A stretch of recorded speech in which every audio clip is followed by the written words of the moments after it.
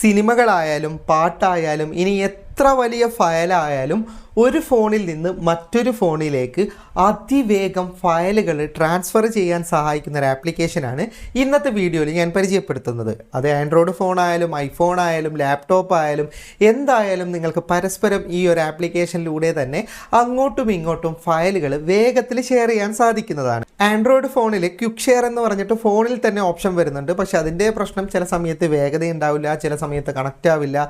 അതുപോലെ ഇനി play സ്റ്റോറിലുള്ള free version application ആണെങ്കിൽ ഒരുപാട് പരസ്യങ്ങൾ ഉണ്ടാവും, വേഗത ഉണ്ടാവില്ല, അങ്ങനെയുള്ള ഒരുപാട് പ്രശ്നങ്ങളുണ്ടല്ലോ. എന്നാൽ ഞാൻ പറയുന്ന ഈ ആപ്ലിക്കേഷനാണ് ഉപയോഗിക്കുന്നതെങ്കിൽ ഇത് അൺലിമിറ്റഡ് ഫ്രീ ആണ്. അതുപോലെ തന്നെ ഈ ആപ്ലിക്കേഷനിൽ യാതൊരു തരത്തിലുള്ള പരസ്യങ്ങളും ഇല്ല, പൂർണ്ണമായിട്ടും നിങ്ങൾക്ക് സൗജന്യമാണ്. അതുപോലെ തന്നെ വേഗത്തിൽ കണക്ട് ചെയ്ത് ഫയലുകൾ നിങ്ങൾക്ക് അതിവേഗം അങ്ങോട്ടും ഇങ്ങോട്ടും ഷെയർ ചെയ്യാനും സാധിക്കുന്നതാണ്. അപ്പോൾ ഈ ആപ്ലിക്കേഷൻ്റെ കൂടുതൽ വിശദാംശങ്ങൾ വീഡിയോയിൽ പറഞ്ഞു തരാം.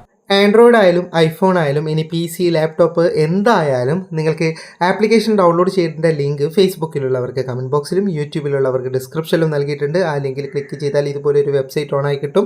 സ്ക്രോൾ ചെയ്ത് താഴേക്ക് വന്നാൽ 3 ഓപ്ഷൻ ഉണ്ടാവും. നിങ്ങളുടേത് ആൻഡ്രോയിഡ് ഫോൺ ആണെങ്കിൽ ആദ്യത്തെ ആൻഡ്രോയിഡ് ലിങ്കിൽ ക്ലിക്ക് ചെയ്യുക. iOS ആണെങ്കിൽ രണ്ടാമത്, മൂന്നാമത്തേതിൽ വിൻഡോസ് അതായത് ലാപ്ടോപ്പ് കമ്പ്യൂട്ടർ ആണെങ്കിൽ മൂന്നാമത്തെ ലിങ്ക് ഉപയോഗിക്കുക.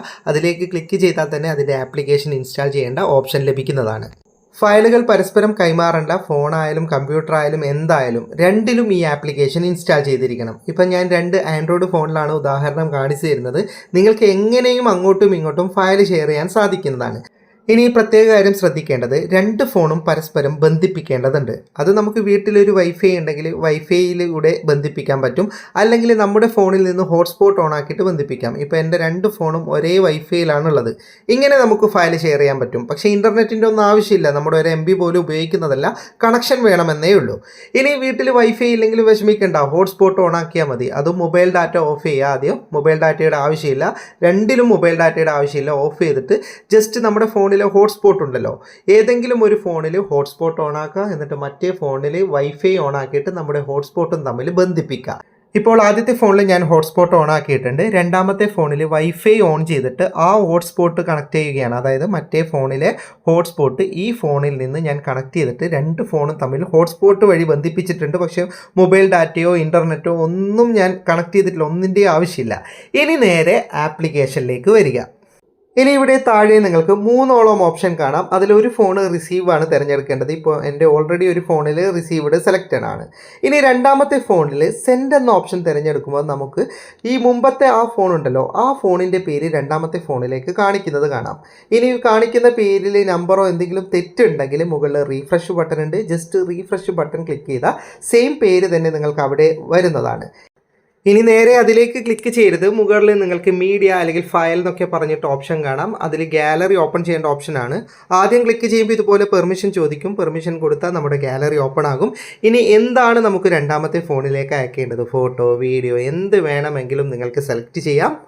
ശേഷം താഴെ പച്ച നിറത്തിൽ കൺഫേം ബട്ടൺ കാണാം, അതിലേക്ക് ക്ലിക്ക് ചെയ്യുക. എന്നിട്ട് നിങ്ങൾ മൊബൈൽ ഫോണിൻ്റെ പേര് കാണിക്കുന്നത് അതൊന്ന് ജസ്റ്റ് ഒന്ന് തിരഞ്ഞെടുത്താൽ മതി. പ്രത്യേകം ശ്രദ്ധിക്കുക, സെയിം പേരല്ലെങ്കിൽ റീഫ്രഷ് ചെയ്യണം. സെയിം പേരാണെങ്കിൽ ജസ്റ്റ് ഒന്ന് സെലക്ട് ചെയ്ത് കഴിഞ്ഞാൽ ഇവിടെ ആക്സെപ്റ്റ് ചെയ്യാൻ പറയും. ജസ്റ്റ് ഒന്ന് ആക്സെപ്റ്റ് ചെയ്യുന്നതോടെ ആ വീഡിയോ അല്ലെങ്കിൽ ഫോട്ടോ അതിവേഗത്തിൽ നമ്മുടെ ഫോണിലേക്ക് കയറുന്നതാണ്. ഇതുപോലെ എത്ര ഫയലുകൾ വേണമെങ്കിലും നിങ്ങൾക്ക് അങ്ങോട്ടും ഇങ്ങോട്ടും പരസ്പരം ഈ ഒരു ആപ്ലിക്കേഷൻ ഉപയോഗിച്ച് ഏത് ഡിവൈസിലേക്കും ഷെയർ ചെയ്യാൻ സാധിക്കുന്നതാണ്. അപ്പോൾ ജസ്റ്റ് നിങ്ങളൊന്ന് ട്രൈ ചെയ്ത് നോക്ക്. വീഡിയോ ഇഷ്ടപ്പെട്ടെങ്കിൽ ലൈക്ക് ചെയ്യുക, നിങ്ങളുടെ അഭിപ്രായം കമൻറ്റ് ചെയ്യുക. ഒരുപാട് സുഹൃത്തുക്കൾക്ക് ഉപകാരപ്പെടും, ദയവായി ഷെയർ ചെയ്യുക. ഇതുപോലെയുള്ള വീഡിയോകൾ ദിവസേന ലഭിക്കാൻ FTM ക്രിയേഷൻ്റെ ഫേസ്ബുക്ക് പേജും യൂട്യൂബ് ചാനലും സബ്സ്ക്രൈബും ഫോളോയും ചെയ്യാൻ മറക്കരുത്. അപ്പോൾ വീണ്ടും കാണാം. അതുവരേക്കും ഗുഡ് ബൈ.